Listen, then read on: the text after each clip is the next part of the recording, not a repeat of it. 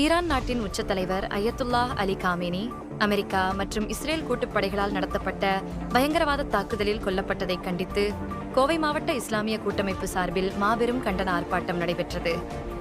கோவை உக்கடம் பகுதியில் உள்ள வள்ளியம்மை பேக்கரி முன்பாக நடைபெற்ற இந்த ஆர்ப்பாட்டத்தில் கோவை மாவட்டத்தைச் சேர்ந்த அனைத்து ஜமாத்கள், இஸ்லாமிய இயக்கங்கள் மற்றும் பல்வேறு அரசியல் கட்சிகளின் கூட்டமைப்பு முன்னின்று நடத்தின. அப்போது அடக்குமுறைக்கு எதிராக ஒன்றுபடுவோம், உலக அமைதிக்காக குரல் கொடுப்போம் என்ற முழக்கத்துடன் பதாகைகளை ஏந்தியபடி கோஷங்கள் எழுப்பி தங்களது கண்டனத்தை பதிவு செய்தனர்.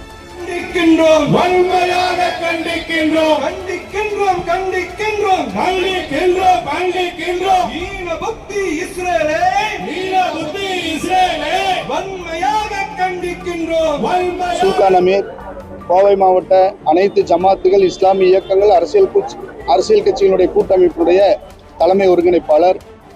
இன்றைய தேதியில கோவை மாவட்டத்தில் ஈரானுடைய உச்சபட்ச தலைவர் அயதுல்லா அலி காமேனி அவர்கள் படுகொலை செய்யப்பட்டதை, பயங்கரவாத தாக்குதல் படுகொலை செய்யப்பட்டதை கண்டித்து இந்த ஆர்ப்பாட்டம், கண்டன ஆர்ப்பாட்டம் கோவையில் நடைபெற்றுக் கொண்டிருக்கிறது. நாங்கள் நடத்தி கொண்டிருக்கின்றோம்.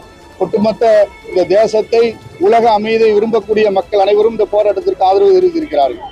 ஒரு மனிதர், எந்த நீதி தர்மங்களை பின்பற்றாத ஒரு வியாபாரி ஒரு நாட்டினுடைய அதிபரானால் என்ன நடக்கும் என்பதற்கு நிகழ்கால உதாரணமாக டொனால்ட் ட்ரம்ப் இருக்கிறார்கள்.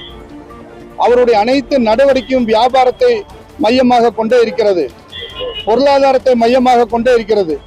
ஈரானுடைய அந்த எண்ணெய் வளத்தை சுரண்டுவதற்காக உலகத்தில் இருக்கக்கூடிய அனைத்து மக்களிடம் பொய்யான ஒரு செய்தியை சொல்லி, ஈரான் தேசத்தில் அணு ஆயுதம் இருக்கிறது என்கிற பொய்யான செய்தியை சொல்லி இன்று அந்த தேசத்தை சுடுகாடாக மாற்றிக்கொண்டிருக்கிறார்கள். இதை போலத்தான் ஏற்கனவே புஷ் அவர்கள் ஈராக்கினுடைய அதிபர் சதாம் ஹுசேன் அவர்களை அணு ஆயுதம் இருக்கிறது என்று தாக்கி, அதன் பிறகு அந்த தேசத்தை அணு ஆயுதம் இல்லை என்று மன்னிப்பு கோரினார். அதுபோல இன்று அதே போல ஒரு தாக்குதலை அமெரிக்க இஸ்ரேலிய கூட்டு பாசிச பயங்கரவாத இராணுவ படை, ஒரு நாட்டின் ஜனநாயக ரீதியாக தேர்வு செய்யப்பட்ட ஒரு அதிபரை அந்த ஆட்சியிலிருந்து அகற்றுவதற்கான பல்வேறு முயற்சிகள் செய்தார்கள்.